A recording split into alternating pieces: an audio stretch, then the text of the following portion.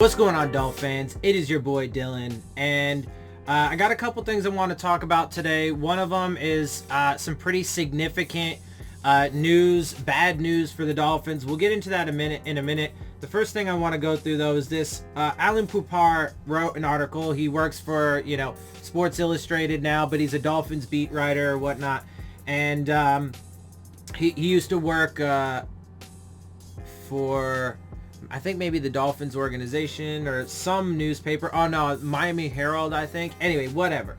He's writes for Sports Illustrated now. You guys know who Alan Poupart is.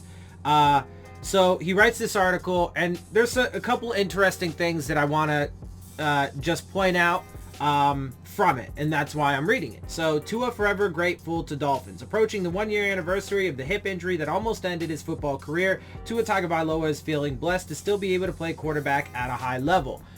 First thing I want to mention is he hasn't played at a high level yet. People can be, mad at me all they want, but he hasn't.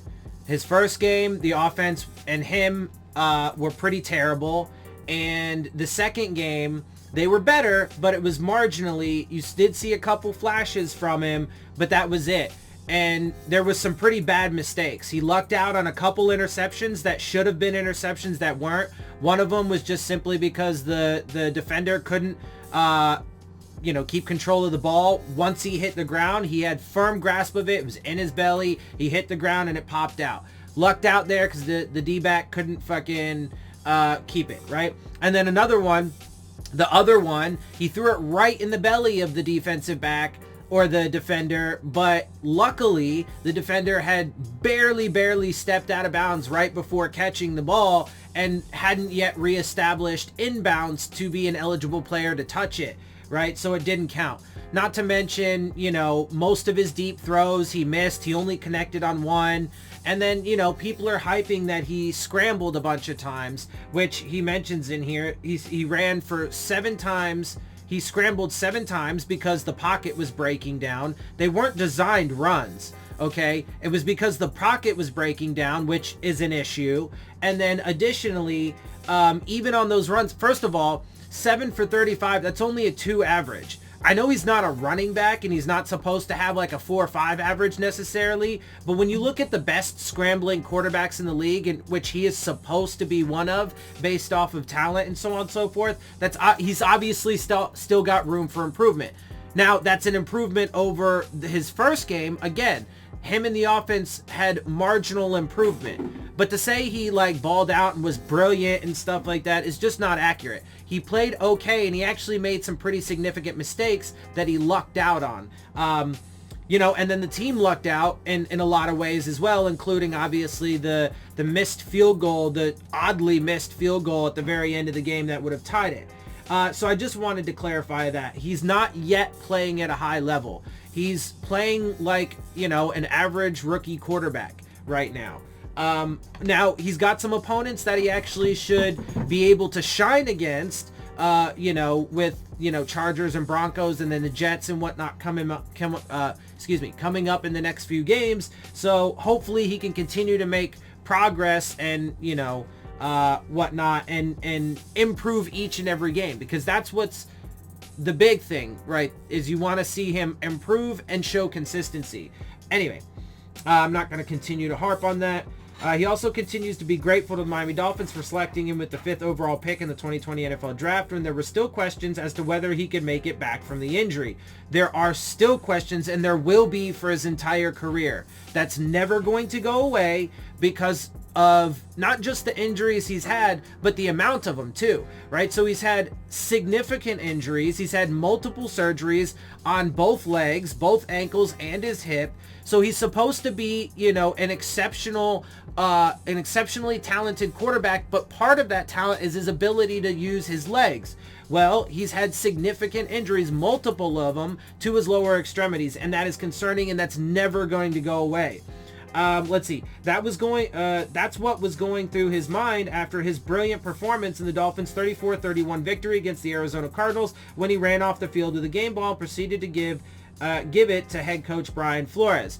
Again, just want to clarify, his performance wasn't brilliant. It was okay. It was solid. And again, he made a ton of mistakes that he just lucked out on. Because frankly, and think about it, if those two defenders had cleanly caught those balls, that would have been 2 interceptions, one of which would have taken away his only touchdown, because one of those interceptions was on that same drive, and then he would have had no touchdowns, 2 interceptions, and less yardage, etc., etc. So he was literally just a hair away from having an actual really terrible game because of his bad decisions, which is expected because he's a rookie and just got fucking thrown into the fucking mix when he's not even really ready for it yet.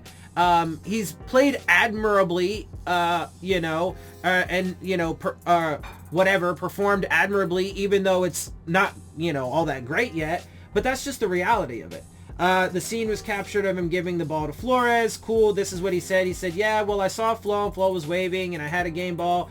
When I went up to him, it was just one of those, for me, it was thank you for taking a shot on me, because a year ago who would have known the Miami Dolphins decided to take a chance on me, so that was awesome. Cool, I guess. I mean, you guys know how I feel about Brian Flores, so I wouldn't have given him the game ball. That's your ball, bro. Keep that shit. Even though, again, I don't really think his performance was really brilliant. It was okay. It was solid. And he still has a long way to go. But, you got the W, and you played all right, and you made improvements, right? And you showed some flashes, which there were none. There was 0 flashes in his first game, right? So he had 3, I would say, right? He had the 1 deep shot to Preston Williams, who got hurt and carted off the field, which actually we'll talk about in a minute. And then the very next play was one of those interceptions that he lucked out on. But then, he had a couple nice scrambles, a couple of them were just kind of whatever, right? Nothing, picks up a few yards. That's why he only averaged 2 yards, right? But then he did have 2 scrambles that were nice. One in particular that was 15 or so yards. And he showed a little bit of moves and some skill to get away from, the pass rush and whatever, a flash.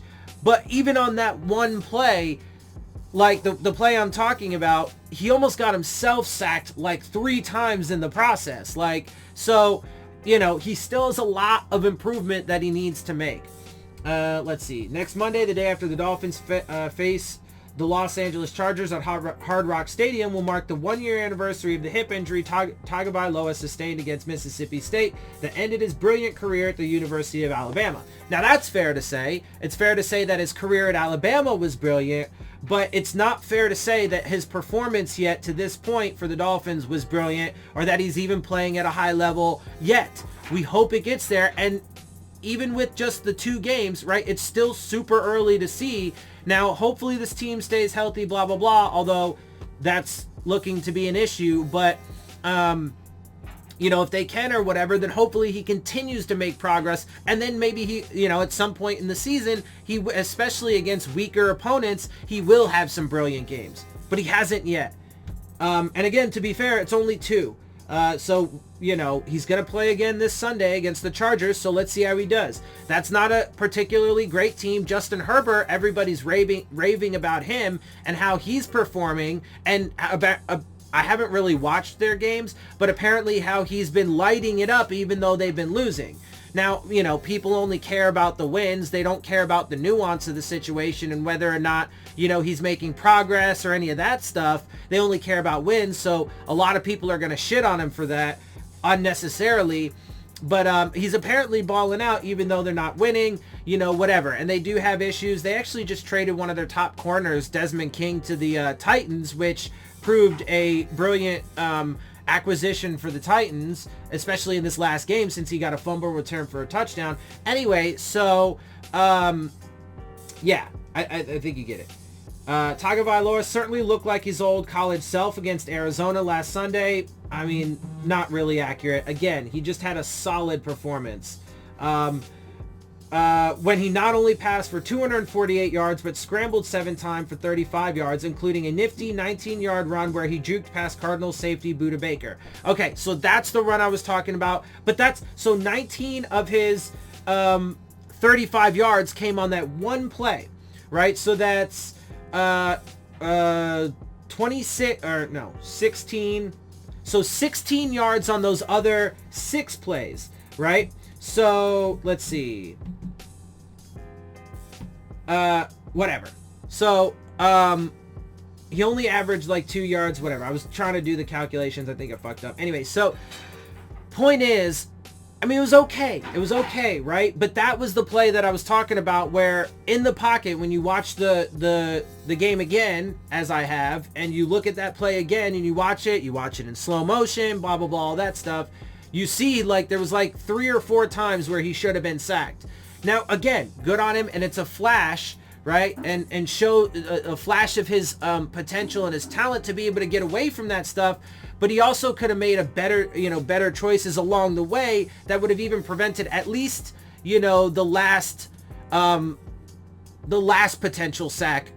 For sure he could have avoided by just, coming out of the pocket differently. Like, there was a wide open fucking hole to his left where there was nobody, but he decided to squeeze in between, like, I don't know, it was like 4 bodies, 2 defenders and 2 offensive linemen or something like that. He decided to, take this like tiny hole to squeeze through. He made it through and pulled off a big run. But again, decision making, right? So he's got a long way to go. And so, he's not back to his college form quite yet. That's also a bit inaccurate. Tagovailoa said Wednesday he doesn't feel as though he's back to normal and doesn't know whether that ever will happen. So, and this is actually the big reason why, though, I'm reading this article, and because this is pretty significant, whether people think so or not, especially coming from the dude himself, who you would think, if anybody knows his body, it's him, right? Like, I know my body pretty well. I've been a pretty active person. I work out pretty regularly. I know my body pretty well. I know my limits and stuff, right? Or, I guess you could apply that to other things like drinking and, stuff like that, but whatever, right? Like, I know my body's limits. I know what it's capable of, and so on and so forth. And so it's this quote, these quotes from him are pretty substantial. This is what he had to say. "Oh man, I don't know if I'll ever be my old self, because when something traumatic like that happens, it's just a continuous process. I think for me," Tua said, "I'm just continuing to focus on what I need to do to continue to strengthen the muscles around my hip and so forth, and just continue to stay on rehab. It's been a journey. And just looking back at the whole process, literally almost a year ago, we're making the decision to decide if I was going to play again or not. I'm just blessed to be here." So, super honest. Just putting it out there, and he's totally right. What he's saying is he doesn't know if he's ever going to be, I mean, he did say it pretty explicitly, but he doesn't know, and that's right, because there's different aspects to it, right? So there's the natural, there's the natural physical degradation of the joints, the bones, the body in general, right? The wear and tear that goes up, right? Human bodies, right? We're living tissue, blood, bones, all that stuff, right? So obviously, as we get older in general, our body eventually gets to a point where it starts to degrade on its own naturally, right?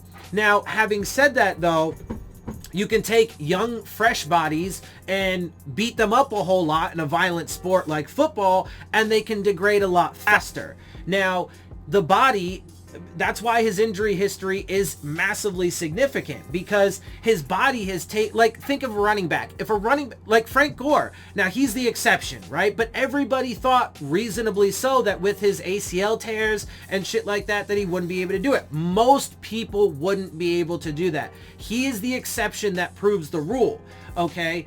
But I was going to say, think though, if it was a running back, right? Nobody would say that a running back who has had surgery on both of his ankles and also his hip would be able to have any kind of lengthy career in the NFL. Now, this is quarterback, and even according to everybody, an even more important position, and also really apparently the only real important position on the team according to a lot of people, but also a position that gets pretty roughed up, right? Because the entire defense is queuing in on that one player, the one player that has the ball, and the only player that touches it unquestionably every snap, except for maybe like, you know, a wildcat play or something that goes to a different person, is the quarterback. The quarterback touches it 99% of the time. So he takes a fucking beating. So it's massively significant. And he says he acknowledges and recognizes the fact that he might never actually even be back to or get back to, you know, the level of play in college, which is huge going forward, right? And he also, that acknowledgement also acknowledges that he's not there now. So to say, you know, Alan Pupar wants to make it all flowery and fucking overly optimistic and shit, but he himself is even saying that, you know, not directly disputing what Pupar had to say, but indirectly saying, no, I'm not there yet. I'm not, you know, and I don't know that I'll ever be, right? And also going on to say about how he's just continuing to focus and just continue to stay on rehab. So he believes that he is still in his rehab process. Okay. Now, you know, I guess you could argue maybe he misspoke or meant something else or whatever, but I'm pretty particular when it comes to my wording on things, and I think that stuff is important, right? So to me, him saying that, I mean, I'm going to take it for, you know, what it is and for how he said it.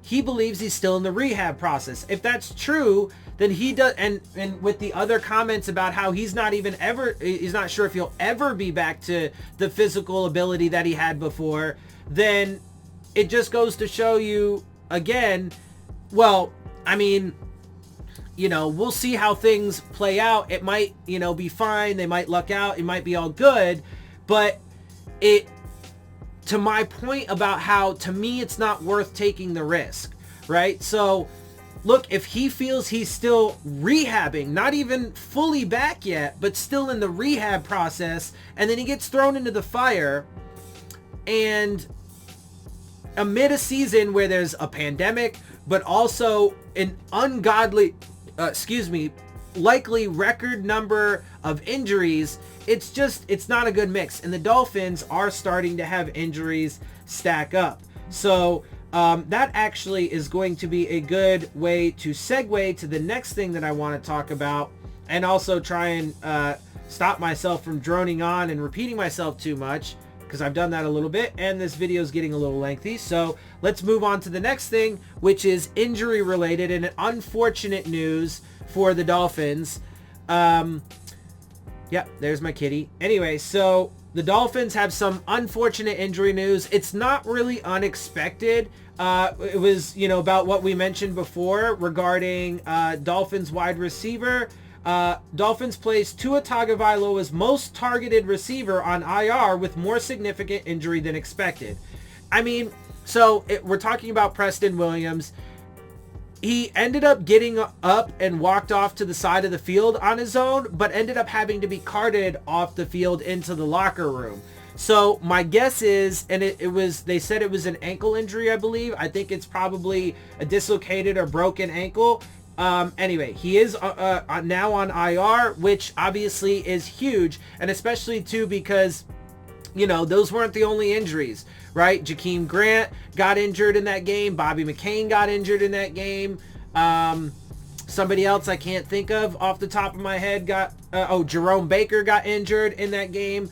All three of those guys ended up coming back. That's true, but they got banged up enough to have to come off the field, get looked at and evaluated. So these guys are getting roughed up, right? Not to mention, I mean, we've already lost some significant players on offense, and the offense still has a long way to go. So that's going to be a bit troubling. And I mean, in the first two games, he has been one of the top targets for Tua Tagovailoa, which is also concerning for the development of the rookie quarterback.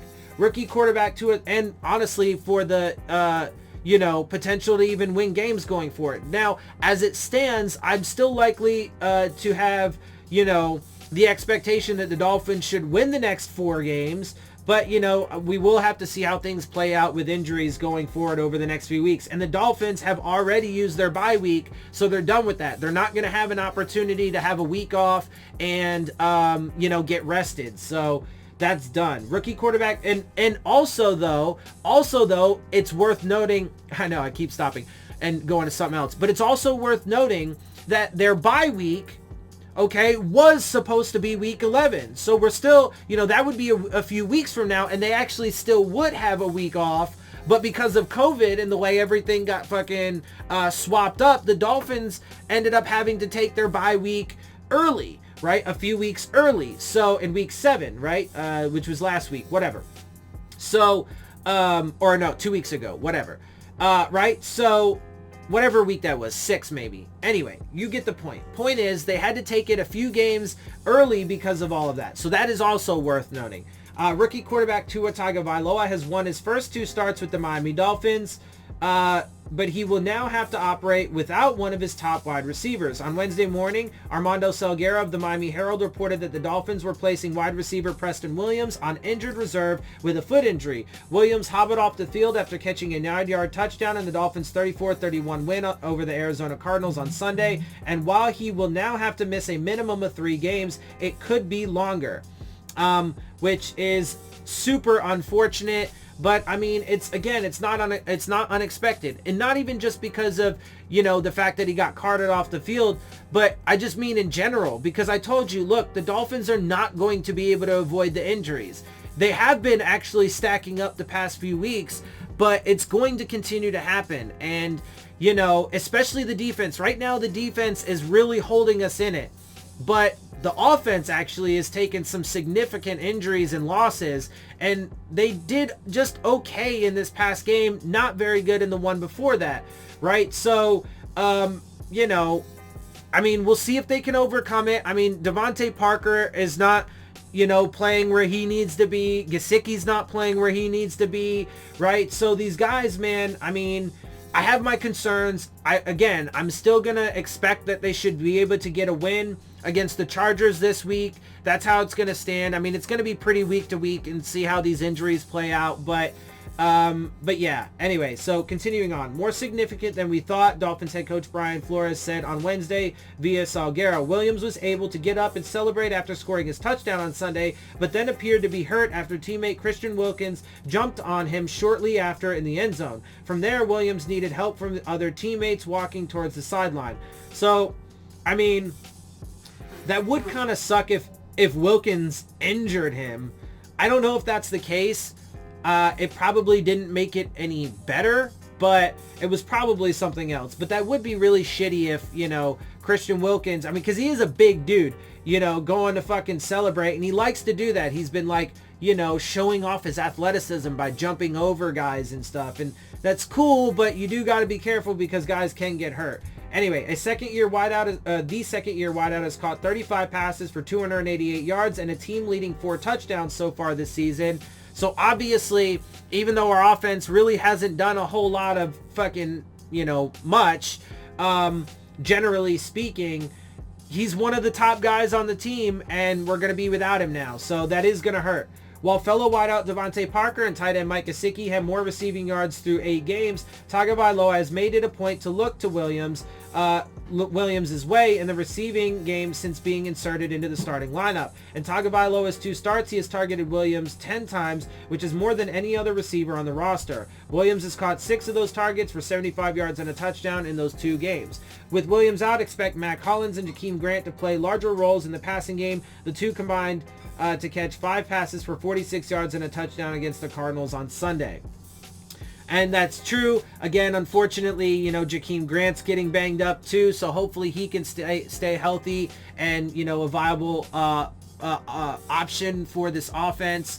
But yeah, so we're going to see, man. We're going to see. I mean, there's still, look, we're halfway through the season now, right? The Dolphins are 5-3. They have a lot of, excuse me, I got to get some stretching in. You know, they have a slate of games, you know, because of all of the different factors, COVID, injuries, etc., that actually look like they're going to be winnable games. So let's see if they can next man up. Let's see if they can, you know, do what they got to do. We'll see what the injury report looks like towards the end of the week. Let's see if they can overcome. Let's see if they can take more steps forward with the offense, right? The defense took a little bit of a step back from their dominant performance the previous week, but that's not terribly concerning. The more concerning thing really is the injuries. Like Bobby McCain, it appeared he had a pretty significant knee injury, but he did manage to come back out on the field, so we'll have to wait and see how that plays out. But the defense is getting pretty battered as well. So again, we'll have to wait and see how all that plays out, and we shall. You know, I'll be doing my preview video for the game on Saturday, and then it's the afternoon game against the Chargers at Hard Rock Stadium, and we'll see how it goes, man. But yeah, look, I mean, at the end of the day, they have to take advantage of these next 4 games. If they want to fucking, like, if they want to make it to the playoffs, I don't think that they're going to be able to take the division. I'm not sure that's, I mean, there is a possibility. I'm not sure it's probable, though. I don't think that they're going to be able to do that, especially as injuries start to mount. But hopefully they prove me wrong. They can definitely still make it to the playoffs, especially because there is a substantial possibility that the playoffs will get expanded again to 16 teams. That is, you know, should any games actually get canceled, which they haven't yet, but they really are on the verge of. So we'll see how that plays out. But they got to take advantage of it. Chargers, Broncos, Jets, Bengals, they have to go to work. They have to take advantage of weaker, you know, what you would expect to be weaker opponents. And they got to come away with those wins. If they fall in, I mean, if they fall in some of those games, obviously there's going to be some nuance there, right? How did the game play out? How did the squads actually play? What were the injuries like, et cetera, et cetera? So, you know, the commentary has to wait until we actually have the facts at hand, but they got to take advantage of these games, and that's how they're going to make the playoffs.